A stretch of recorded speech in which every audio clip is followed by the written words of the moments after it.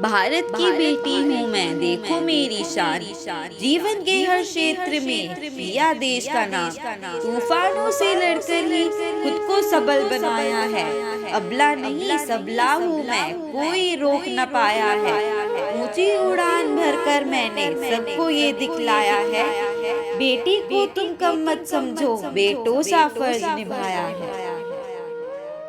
नमस्कार, सत श्री अकाल, आदाब। मैं आपकी अपनी होस्ट और दोस्त दीपशिखा स्वागत करती हूं आपका आपके अपने प्रोग्राम में, जिसका नाम है भारत की बेटी। जी हाँ, भारत की बेटी हमारा एक छोटा सा प्रयास है, एक छोटी सी कोशिश है, जिससे हम बच्चियों को, महिलाओं को सजग कर सकें, उन्हें आत्मनिर्भर बनने का मौका दे सकें। भारत की बेटी के हर एपिसोड में हमारी मुलाकात होती है कुछ ऐसी बच्चियों से, कुछ ऐसी महिलाओं से।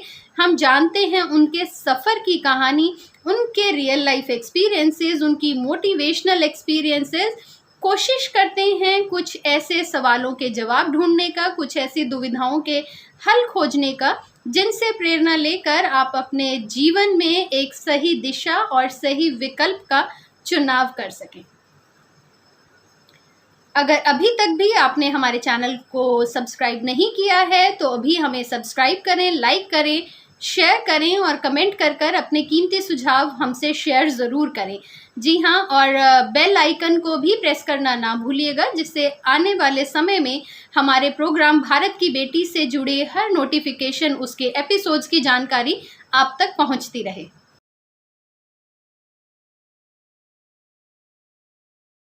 भारत की बेटी प्रोग्राम के आज के इस विशेष एपिसोड में, जी हाँ, विशेष मैंने इसलिए कहा क्योंकि हम जो है वो नवरात्रि का पर्व जो मना रहे हैं, और ये जो पर्व है ये स्पेशली डेडिकेट किया जाता है जो नारी शक्ति है उसके लिए। तो इस नारी शक्ति को ही दर्शाता हमारा आज का ये एपिसोड जो है, उसमें हमारे बीच है एक खास महिला मेहमान। जी हाँ, ये एक पेडियाट्रिशियन हैं, बाल रोग विशेषज्ञ हैं, और इतना ही नहीं, एक प्रयास नाम की संस्था की ये संस्थापक भी हैं, जहाँ पर जो स्पेशल चिल्ड्रन होते हैं, ना सिर्फ उनकी जो मेडिकल ज़रूरतें हैं, उनका ध्यान रखा जाता है, बल्कि बुजुर्गों की फिजियोथेरेपी और उनसे जुड़ी हुई जो और कुछ समस्याएँ होती हैं, उनका भी ध्यान किया जाता है। तो जी हाँ, आइए आज अपने बीच में हम स्वागत करते हैं डॉक्टर आस्था गोयल का। Ma'am, we welcome you on the show. बहुत-बहुत धन्यवाद मैम। मुझे यहाँ आमंत्रित करने के लिए बहुत-बहुत आभार आपका। Thank you so much ma'am. बिल्कुल मैं समझ सकती हूँ आपका जो शेड्यूल है, आपका जो रूटीन है, आप इतनी जगह पर अपनी सेवाएँ दे रही हैं, आप इतनी अलग-अलग चीज़ों से जुड़ी हुई हैं कि हम समझ सकते हैं कि आपके लिए मुश्किल होगा समय निकालना, पर बहुत-बहुत धन्यवाद हमारे साथ जुड़ने के लिए। मैम, मैं मैं तहे दिल सबसे से धन्यवाद करना चाहती हूँ, मुझे यहाँ बुलाने के लिए। मेरा सौभाग्य है कि मैं ऐसे प्रोग्राम से जुड़ी। मैम, सबसे पहले जैसे मैंने बताया कि आप एक पेडियाट्रिशियन हैं, बच्चों की जो डॉक्टर हैं, तो इसके साथ-साथ ही बहुत सी और भी उपलब्धियाँ हैं जो आपके नाम हैं। तो मैं चाहूँगी कि आप थोड़ा हमारे दर्शकों को अपने बारे में कुछ बताएँ। सबसे पहले मैं थोड़ा-सा मैम आपको करेक्ट करना चाहूँगी। मैं ज़रूर बच्चों के साथ काम करती हूँ, बट हमारे में 2 फ़ील्ड्स होती हैं। पीडियाट्रिशियन जैसे आपने बिल्कुल सही कहा कि जो हम बच्चों के साथ काम करते हैं। मैं एक पीडियाट्रिक ऑक्यूपेशनल थेरेपिस्ट हूँ, यानी कि हमारा जो व्यावसायिक चिकित्सक होता है, उसको हम कहते हैं ऑक्यूपेशनल थेरेपिस्ट। जैसे फिज़ियोथेरेपी आपने सुना ही होगा, मेरे को बहुत अच्छे से यकीन है कि बहुत लोगों ने शायद ऑक्यूपेशनल थेरेपी या व्यावसायिक चिकित्सा के बारे में नहीं सुना होगा। जी, बिल्कुल। मैं 8 8 साल से मैं स्पेशल बच्चों के साथ काम करती हूँ, जो आम भाषा में बोले जाते हैं कि शायद पागल हैं, बोल नहीं सकते हैं, सुन नहीं सकते हैं, चल नहीं सकते हैं, दिमागी रूप से कमज़ोर होते हैं, जो हमारा समाज उनको एक कैटेगराइज़ करता है। तो मैं जी। 8 साल से इस फ़ील्ड में काम कर रही हूँ और मैं स्पेशल बच्चों को सँभाल रही हूँ। जी हाँ, मेरा एक प्रयास नाम का सेंटर है दिल्ली में और गुड़गाँव में, जहाँ मैं 6 साल से इन बच्चों के साथ काम कर रही हूँ। इन बच्चों की थेरेपीज़ दे रही हूँ और उनका अच्छे से ध्यान रख रही हूँ। जी मैम, बहुत-बहुत शुक्रिया। हमें ये चीज क्लियर करने के लिए, क्योंकि यकीनन बहुत से लोग जो हैं इस चीज को नहीं जानते। ये जो बिल्कुल एक बारीक सा फर्क है कि इन दोनों ऑक्यूपेशंस जो हैं इसमें कितना फर्क है, ये बताने के लिए बहुत बहुत धन्यवाद आपका। तो मैम मुझे पहले बताइए कि आप क्या, जैसे आपने बताया कि आप एक इस संस्था के साथ भी जुड़ी हुई हैं, तो कब से आप ये जो काम है ये आप कर रही हैं, और कहाँ से आपको कैसे इसकी प्रेरणा मिली? जी, बिल्कुल। मैं ये बताना चाहूँगी कि प्रयास मेरी खुद की संस्था है, जो मैं चला रही हूँ। जहाँ पे जैसे आपने बताया कि बुजुर्गों की फिजियोथेरेपी भी होती है, साथ में बच्चों की जो मानसिक रूप से या शारीरिक रूप से कष्ट झेल रहे हैं, जिसे हम फिजिकली हैंडीकैप बोलते हैं, मेंटली चैलेंज्ड बोलते हैं, उनके साथ मैं काम कर रही हूँ। अलग-अलग तरह की थेरेपीज़ होती हैं, क्योंकि इन बच्चों में दवाइयों का कोई इलाज नहीं है। जैसे बुढ़ापे में भी दवाइयों का कोई इलाज नहीं है, आपको वर्जिश करनी पड़ेगी, एक्सरसाइज करनी पड़ेगी, फिजियोथेरेपी करनी पड़ेगी। उसी तरह इन बच्चों का इलाज ही थेरेपी होता है। थेरेपी एक माध्यम होता है इन बच्चों को ठीक करने का, ये एक नई ज़िंदगी की तरफ बढ़ाने का। तो एक छोटा-सा प्रयास ये मैंने शुरू किया था। ये संस्था 2019 से मैंने शुरू की थी और अब जाकर हमारी काफ़ी अच्छी टीम हो गई है, जिसमें अलग-अलग स्पेशलिस्ट हैं जो इन बच्चों के साथ काम करते हैं। जैसे उनको बोलना सिखाया जाता है तो स्पीच थेरेपिस्ट काम करते हैं। उनको किस तरह से पढ़ाना है उसमें स्पेशल एजुकेटर होते हैं। उनको क्या-क्या तरीके की एक्सरसाइज करानी है उसके लिए फिजियोथेरेपिस्ट और ऑक्यूपेशनल थेरेपिस्ट होते हैं। रही बात मोटिवेशन या कहाँ से मुझे ये चीज़ की प्रेरणा मिली, मेरे हिसाब से हर लड़की के लिए जब वो थोड़ी-सी समझदार होती है, वो अपनी माँ को देखती है उस रूप में कि अच्छा मैं बड़ी होंगी, तो मैं ऐसी बनूँगी, मैं ये काम सँभालूँगी। तो मेरी माँ ही मेरी प्रेरणा है, बिकॉज़ मेरी मम्मी भी वर्किंग थी, मेरी मम्मी टीचर थी, तो मैं उन्हीं की तरफ देखती थी कि ठीक है, मेरी मम्मी भी बहुत समाज की तरफ कार्य कर रही हैं, बच्चों को पढ़ा रही हैं, उसके बाद घर में भी आस-पड़ोस थोड़े गरीब बच्चे होते हैं, उनको भी पढ़ाती हैं। तो मुझे शुरू से ये समझदारी थी कि अगर मुझे कुछ करना है, तो मुझे सेवा करनी है, मुझे सोशल वर्क करना है और मुझे मेडिकल लाइन में ही आना है। तो ये जो एक आप कहें चिंगारी उत्पन्न हुई है, ये मेरी माँ के द्वारा ही दी गई। तो मैम आपने कैसे इस चीज़ की, जैसे आपने बताया कि आपने प्रेरणा आपको अपनी माँ से मिली है, तो इसके लिए कब आपने तैयारी शुरू करनी की आपने, और क्या कौन से ऐसी एजुकेशन लाइन थी या कौन सी स्ट्रीम थी जो आपने चुनी, जिससे कि आपको आगे जाकर ये आपने जो ऑप्शन है इसको आपने परस्यू करने का सोचा?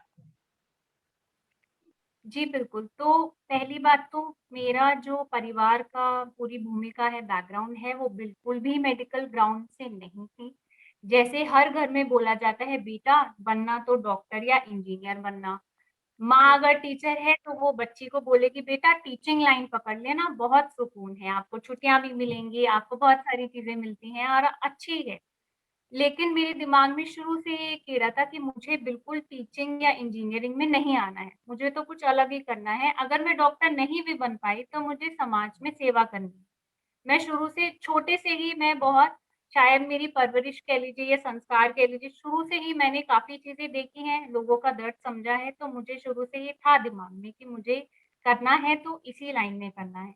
पढ़ाई ऐसे शुरू हुई कि 12th में मेरे पास साइंस थी, क्योंकि मुझे था कि मुझे डॉक्टर बनना है, सेवा करनी है, तो उसके लिए फिज़िक्स, केमिस्ट्री, बायो जो बहुत कंपल्सरी है, वो लेनी ही पड़ती है, क्योंकि अगर आपको डॉक्टर बनना है, फिर अगर आपको आगे एंट्रेंस टेस्ट देने हैं, तो आप वो भी क्रैक कर सकते हैं। बट मेरे लिए उस टाइम दिमाग में ये था कि मुझे जल्द से जल्द पढ़ाई कंप्लीट करनी है और घर में मदद करनी है, मुझे फाइनेंशियली हेल्प करनी है, कैसे भी मुझे अपने पैरों पे खड़ा होके हेल्प करनी है।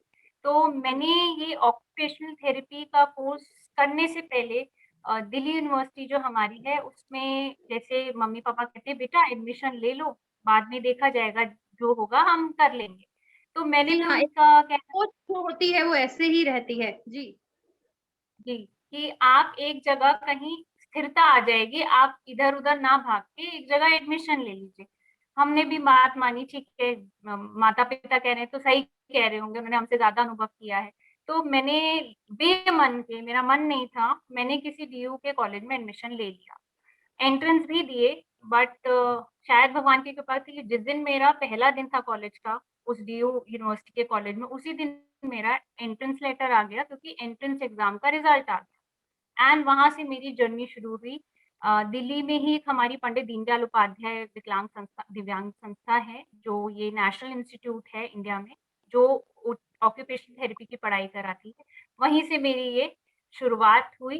फिर हम धीरे-धीरे और जागरूक हुए कि इसमें क्या-क्या चीज़ें होती हैं, क्या-क्या करना होता है, और मेरी ये इच्छा और एक रुचि बढ़ी इस ऑक्यूपेशनल थेरेपी की तरफ। तो ऐसे जी। शुरुआत हुई। जी तो मैम ये भी बताइए कि जब आपने इस लाइन को चुना कि मुझे आगे इसमें बढ़ना है, तो क्या जैसे आपने बताया कि आप अपने परिवार में साइंस बैकग्राउंड नहीं थी या मेडिकल जो बैकग्राउंड नहीं थी, तो जब आपने इस करियर को परस्यू करने का मन बनाया, तो क्या आपको क्या-क्या आपको चैलेंजेस आपको फेस करने पड़े और कहाँ-कहाँ से आपको जैसे परिवार की तरफ से है, कितना आपको सपोर्ट मिला जो आप इसमें आगे बढ़ पाईं? जी, बिल्कुल मुश्किल तो हर लड़की के लिए होता है। अगर हम ऐसा कहें कि कोई भी चीज़ को आगे ले जाना मुश्किल नहीं है, ऐसा नहीं सच होता। कठिनाइयाँ और परिस्थितियाँ विपरीत हर एक लड़की के जीवन में आती है। तो मेरे साथ भी ऐसा ही हुआ। हमने ये लड़ाई शुरू तो कर दी थी, तो पता नहीं था इतनी कठिन होगी, क्योंकि इसमें आपको बहुत ज़्यादा मानसिक रूप से भी तैयार रहना पड़ता है, शारीरिक रूप से भी तैयार होना पड़ता है, घंटों-घंटों आपके खड़े होके सीखना पड़ता है। जैसे कि कोई डेड बॉडी है, उसका डाइसेक्शन करना है, जितने भी आपके अंग हैं, आपकी बॉडी के, उनको पढ़ना, समझना, घंटों-घंटों मानसिक जो होता है ना तनाव, पढ़ते रहना, शारीरिक खड़े-खड़े आपको लेक्चर्स अटेंड करना, समझना, तो बिल्कुल बहुत नया था, बट मन में एक जुनून था कि लिया है तो करना है और अच्छे से करना है। वो ही शायद जुनून था, और कुछ कृपा ऐसी भी रही कि मेरे माता-पिता बहुत सपोर्टिव रहे, और ये चीज़ मुझे बहुत एक अच्छा वातावरण मिला कि मुझे मेरी पढ़ाई को आगे बढ़ाने के लिए कभी रोका नहीं गया। मुझे हमेशा उनका पीछे से सपोर्ट रहा कि बेटा अगर आप आगे नहीं भी कर पाते हो तो कोई बात नहीं, हार यहाँ नहीं होती है। ज़िंदगी अभी बहुत आगे जाना है, अपना व्यवहार अच्छा रखो, व्यवहार ही इंसान का आगे काम ले जाता है। पढ़ाई में अगर आप असफल भी हुए तो कोई बात नहीं, मार्क्स कम आ गए तो कोई बात नहीं, बट हिम्मत नहीं हारना। तो मैंने भी शायद ये सीख लेके इसको आगे-आगे बढ़ाया। तो चैलेंजेस तो काफ़ी आते हैं, लेकिन अगर आपका फैमिली बहुत सपोर्टिव है, आपके आस-पास के जो संघ है वो बहुत अच्छा है, तो आई थिंक ये जो छोटी-मोटी अड़चनें हैं, ये तो कुछ भी नहीं होती। जी, बिल्कुल जब भी आप कुछ ऐसा कार्य करने का सोचते हैं जो कि चुनौतियों से भरा है, तो एक ये प्रकृति का नियम है कि आपके सामने मुश्किलें आती ही आती हैं, लेकिन उन मुश्किलों को पार करके जैसे आपने रास्ता बनाया है, इसके लिए हम तहे दिल से आपको मुबारकबाद देते हैं मैम, जो आपने ये हिम्मत करी है और ये बच्चों के लिए जो कदम उठाया है। तो मैम मुझे थोड़ा-सा ये भी बताइए कि जैसे आपने बताया कि आपने ये प्रोफ़ेशन जो ये था करियर ये आपने चुना, तो कुछ महिलाएँ या कुछ बच्चियाँ जो इस प्रोफ़ेशन में जाना चाहें, जो अभी पढ़ रही हैं या जो क्या इसके लिए ज़रूरी क्या एलिजिबिलिटी क्राइटेरिया है अगर कोई इसमें योगदान अपना देना चाहे? जी। तो सबसे पहले मैं यही बताना चाहूँगी, जैसे मैंने बोला कि मेडिकल बैकग्राउंड तो आपको रखना ही पड़ेगा, मेडिकल बैकग्राउंड बहुत ज़रूरी है। फिज़िक्स, केमिस्ट्री, बायो कंपल्सरी होती है, और ये एंट्रेंस एग्ज़ाम होता है। एंट्रेंस एग्ज़ाम आप दीजिए, अगर आपका सिलेक्शन या रिज़ल्ट आता है तब आप आगे जाके इस चीज़ को परस्यू कर सकते हैं। जो मैंने कोर्स किया है वो ऑक्यूपेशनल थेरेपी का है। ऐसे ही बहुत सारे आपके अ, सर्विसेज़ हैं, जैसे फिज़ियोथेरेपी हो गया, स्पेशल एजुकेशन हो गया, स्पीच थेरेपी हो गया। उसके जी, बाद यही नहीं, जैसे ही आप ग्रेजुएट कंप्लीट कर लेते हैं, ये 4.5 साल का जैसे डॉक्टरी की पढ़ाई होती है, बिल्कुल वैसा ही कोर्स है। और इसमें अगर आप आगे मास्टर्स भी करना चाहते हैं, जैसे मैंने पीडियाट्रिक्स में मेरा लाइन है, यानी कि मैं बच्चों की स्पेशलिस्ट हूँ। ऐसे जी। ही हमारे यहाँ होता है ऑर्थोपेडिक्स, जो हड्डी के बारे में ज़्यादा जानते हैं, जैसे कि फ्रैक्चर हो गया या बैक पेन हो गया, अ, कोई भी घुटने हड्डी का से दर्द जुड़ी हो हुई भी समस्या जी, बिल्कुल। ऐसे ही आपका न्यूरो की प्रॉब्लम्स हो गई, जो नसों का दर्द होता है, या हम बच्चों में सीपी सेरेब्रल पैल्सी बोलते हैं, जो प्रमस्तिष्क पक्षाघात होता है, यानी विकास नहीं हो पाता दिमाग का, तो न्यूरो हुँ, की प्रॉब्लम्स तो लिमिटेड नहीं है, आपके पास बहुत सारे ऑप्शंस हैं कि आपको मास्टर्स करनी है। बहुत सारे नेशनल इंस्टीट्यूट्स हैं इंडिया में जो ये करा रहे हैं कोर्सेज़, और बहुत ही अच्छे स्तर पे हमारा काम हो रहा है। हर एक फील्ड में हमारा काम हो रहा है। चाहे आप वो हड्डियों से रिलेटेड ले लिए, ये स्पेशल बच्चों से रिलेटेड ले लीजिए या न्यूरोलॉजिकल ले लीजिए, अलग-अलग एरिया में आपकी इच्छा से आप मास्टर्स या एक स्पेशलाइज़ेशन कर सकते हैं, जिसके कोर्सेज़ आपको प्राइवेट कॉलेजेस में मिल जाएँगे और गवर्नमेंट कॉलेजेस में भी मिल जाएँगे। तो मैम जैसे आपने बताया आपकी तो अपनी एक संस्था है जो प्रयास नाम की संस्था है, आप वो भली-भाँति आप वो उसे चला रही हैं, लेकिन कोई जैसे कोई क्या इसमें रोज़गार जो है, कोई इसमें जॉब्स हैं, क्या ऐसी भी कोई ऑप्शन है कि अगर कोई जॉब करना चाहे तो वो भी ऑप्शंस इसमें अवेलेबल हैं? जी, बिल्कुल। जैसे मैंने कहा, ये बहुत विस्तारित रूप से फैला हुआ है। इसका सिर्फ़ हॉस्पिटल में नहीं, जैसे मैं अपनी संस्था चला रही हूँ, तो एनजीओ में भी बहुत ज़रूरत पड़ती है, और एनजीओ सिर्फ़ छोटे बच्चों का या स्पेशल बच्चों का नहीं, जिन्हें हम कहते हैं कि दिमागी रूप से कमज़ोर हैं या समाज उनको शायद पागल बोलता है, कम बुद्धि बोलता है, ऐसे बच्चों के लिए भी नहीं, बल्कि बूढ़े लोगों के लिए जो होते हैं, जो हमारे वृद्धाश्रम जिन्हें हम बोलते हैं, वहाँ पे भी रोल होता है, क्योंकि बूढ़े लोगों में फिज़ियोथेरेपी की बहुत आवश्यकता होती है। तो आप जी, हॉस्पिटल में भी काम कर सकते हैं, आप एनजीओ में भी काम कर सकते हैं, स्पेशल स्कूल्स होते हैं बच्चों के लिए, उनमें भी बिल्कुल। काम कर सकते हैं। आजकल तो इतनी जागरूकता हो गई है कि हमारे जो मेन स्ट्रीम स्कूल है, वहाँ भी अंदर डिपार्टमेंट्स बनने लगे हैं कि जी, एजुकेशन या शिक्षा नहीं रुकनी चाहिए ऐसे बच्चों की। तो लगातार काम हो रहा है सरकार की तरफ से भी, और प्राइवेटली भी काफ़ी काम हो रहा है अलग-अलग जगह। इवन मैं जी, आपको ये बताना चाहूँगी कि जो कंपनीज़ होती हैं, जो मल्टीनेशनल कंपनीज़ होती हैं, जहाँ घंटों-घंटों 8-8, 10-10 घंटे लैपटॉप पे बैठना होता है, तो सर्वाइकल हो गया, बैक पेन हो गया, उनकी जगह हम एर्गोनॉमिस्ट कहते हैं, जो स्पेशलाइज़ेशन होती है ओटी में, वो जाके उनका मॉडिफ़िकेशन हो गया, वातावरण को बदलना, टेबल की हाइट कितनी होनी चाहिए, चेयर की हाइट कितनी होनी चाहिए, जी। यहाँ पे भी हमारा एक भूमिका आ जाती है। जी, बिल्कुल बेहतर तरीके से जैसे आपने बताया कई चीज़ें ऐसी हैं जो जनरल रूटीन एक रोज़मर्रा की ज़िंदगी में जिन जो कि हमें भी नहीं पता होती, आपसे बात कर आज यकीन मानिए बहुत सी ऐसी चीज़ें हैं जो नई हमें भी पता चल रही हैं और आई होप वो सबको बहुत फ़ायदा करेंगी। तो मैम ये जैसे ये तो बात की हमने आपकी एक प्रोफ़ेशनल लाइफ़ की। तो इसके अलावा आपका अब जैसे चल रहा है, आपका डेली रूटीन जो है वो कैसे रहता है? कैसे आप अपने दिन की शुरुआत करती हैं? जी, डेली रूटीन तो जैसे आपने शुरू में ही बता दिया हेक्टिक, तो जी हाँ, मैं कहना चाहूँगी हेक्टिक, पर मैं साथ में ये भी कहना चाहूँगी कि हम सबके पास 24 घंटे होते हैं। वो हमारे ऊपर होता है कि हम 24 घंटों को किस तरह डिवाइड करते हैं। इसी तरह मैंने भी अपने 24 घंटों को जहाँ मुझे खुशी मिलती है या जहाँ मुझे जितना समय देना है, मैं बिल्कुल निकालती हूँ। तो मैं एक मैसेज ये भी देना चाहती हूँ कि समय नहीं है, ये कोई बहाना नहीं होना चाहिए। समय-समय है, आपको किस तरह उसको डिवाइड करना है, किस तरह उसको बाँटना है, किन कामों के लिए बाँटना है, वो आपके ऊपर निर्भर करता है। तो मेरी दिनचर्या बिल्कुल, क्योंकि मैं बहुत ज़्यादा मेडिटेशन और चैंटिंग करती हूँ, तो वहीं से शुरू होती है, क्योंकि हमारा जो काम है, वो सिर्फ़ शारीरिक काम नहीं है, जैसे मैंने आपको बताया मानसिक रूप से भी काफ़ी तनाव रहता है। जी, अलग-अलग तरीके के बच्चे आते हैं, अलग-अलग तरीके के पेरेंट्स होते हैं, जो बहुत तकलीफ़ों से गुज़र रहे हैं, तो हमें अपने दिमाग को भी एक काफ़ी ताकतवर बनाना पड़ता है आगे की चीज़ों को झेलने, जूझने और समझने के लिए। तो जी, बहुत बिल्कुल। ज़रूरी है कि अपनी दिन की शुरुआत एक अच्छे मन से करें, अच्छे तन से करें, अच्छा खाएँ। तो मेरा भी ऐसा ही होता है कि मैं मेडिटेशन और चैंटिंग करके अपने रोज़ के काम में लग जाती हूँ कि किस तरह हम कैसे लोगों की सेवा कर सकें, कैसे उनकी आगे थेरेपीज़ के बारे में सोच सकें। जी।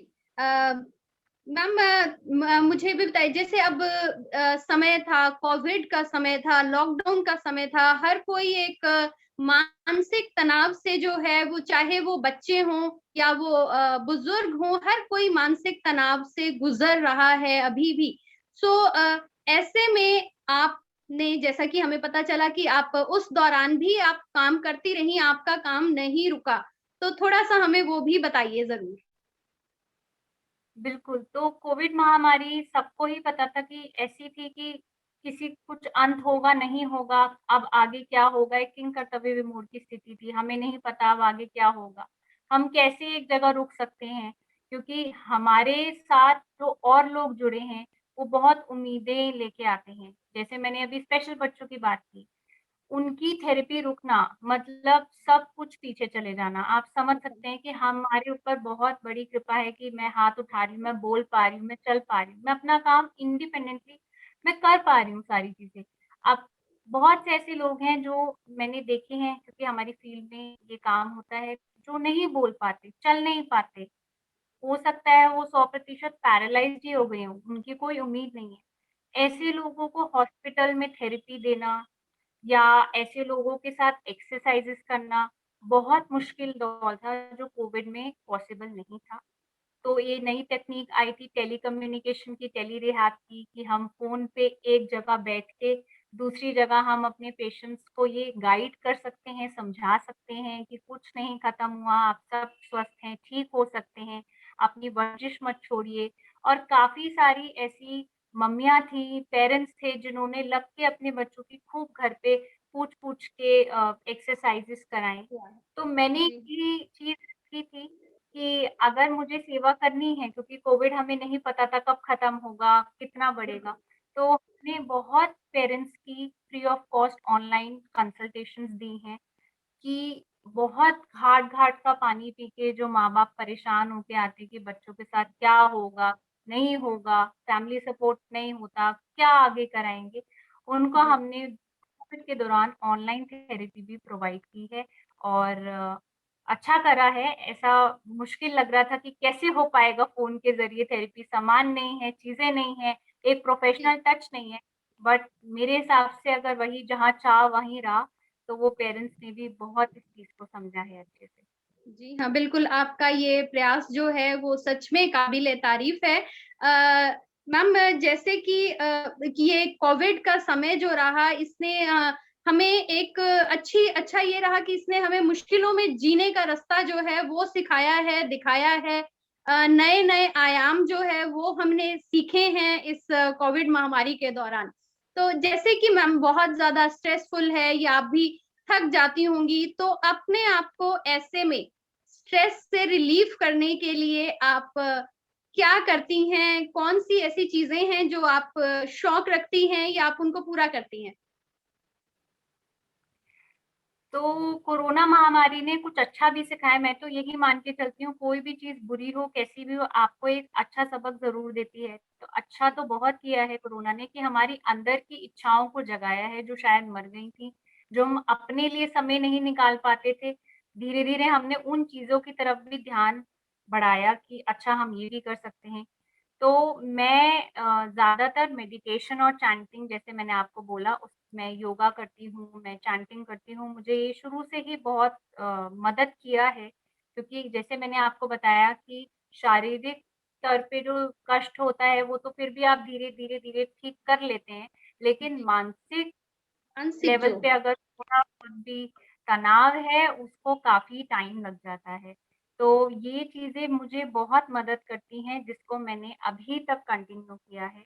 दूसरी चीज़ें मैंने देखी हैं कि जो आपका आस-पास का वातावरण है, जैसे मैंने बोला कि हम बहुत चीज़ें बहुत ईज़िली ले लेते हैं कि ये क्या ही है, बट हमें उस चीज़ की वैल्यू, हमें उस चीज़ की समझ तब आती है, जब हम देखते हैं कि दूसरे के पास तो ये चीज़ें हैं ही नहीं।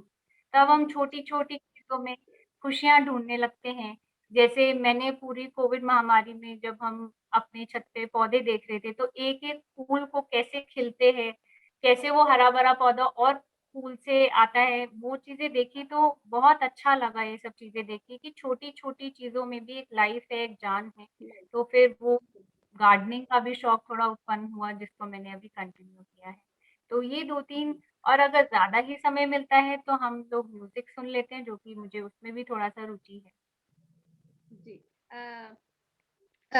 मैम, जैसे अब आजकल का जो समय है, बहुत सी चीज़ों के बारे में हम रोज़मर्रा की ज़िंदगी में बहुत सी ऐसी चीज़ें हैं जो हम फेस करते हैं, being a girl, being a lady.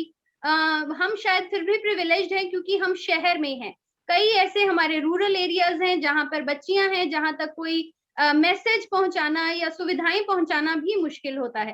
तो ऐसे में आने वाले समय में कौन-सा ऐसा परिवर्तन है जो आप देखना चाहेंगी? बिल्कुल, तो परिवर्तन की बात अगर हम करें तो परिवर्तन घर से ही शुरू होता है। हम ये सोच के ना बैठें कि हम बाहर निकलेंगे तो हम ये कर देंगे या वो कर देंगे। स्पेशली मैं महिलाओं को यही बोलना चाहती हूँ जो हमारी बच्चियाँ हैं, जो पढ़ रही हैं या उनका परिवार बहुत अच्छा है कि उनको पढ़ाई की तरफ भेज रहा है कि आप पढ़ो। उनको मैं यही कहना चाहूँगी कि अपने सपनों को मत तोड़िए, आप कर सकते हो और आप में वो काबिलियत है, पर आपको इसके साथ ये भी दृढ़ संकल्प करना पड़ेगा कि कोई भी चीज़ मुश्किल नहीं है। सबसे पहले आप हिम्मत मत हारिए, परिस्थितियाँ हर लड़की के लिए विपरीत ज़रूर होंगी क्योंकि जो हमारी समाज की मानसिकता है, अभी भी जैसे आपने बोला कि गाँव में ही नहीं, कई शहरों में और अच्छी-खासी पढ़ी फैमिलीज़ में भी ये समस्या आती है जब एक औरत की जॉब की बात आती है या मैनेज करने की बात आती है प्रोफेशनल या अपनी पर्सनल लाइफ तो बहुत दिक्कतें आती हैं। दिक्कतें सबकी लाइफ में हैं, दिक्कतें सबके साथ हैं। आपको कैसे उससे उभरना है, कैसे निकलना है वो आपके हाथ में है। आपको हिम्मत नहीं हारनी है और आपके जो भी सपने हैं आप ज़रूर उनको पूरा करिए। बस माँ-बाप से यही एक मेरा रिक्वेस्ट है कि अपनी बच्ची को समझिए। मैं यहाँ एक उदाहरण देना चाहती हूँ। मीराबाई चानू को आप सभी जानते हो। ये ऐसी जी, देश की हमारी लड़की हैं जो सिर्फ़ 27 साल की हैं। 26 या जी, 27 साल की उम्र में उन्होंने ओलंपिक में एक सिल्वर मेडल ले लिया। गाँव बिल्कुल। की लड़की हैं, शहर से इतनी दूर रहती थी, 12 साल की उम्र में इतनी भारी-भारी लकड़ियाँ उठा के पहाड़ चढ़ती थी।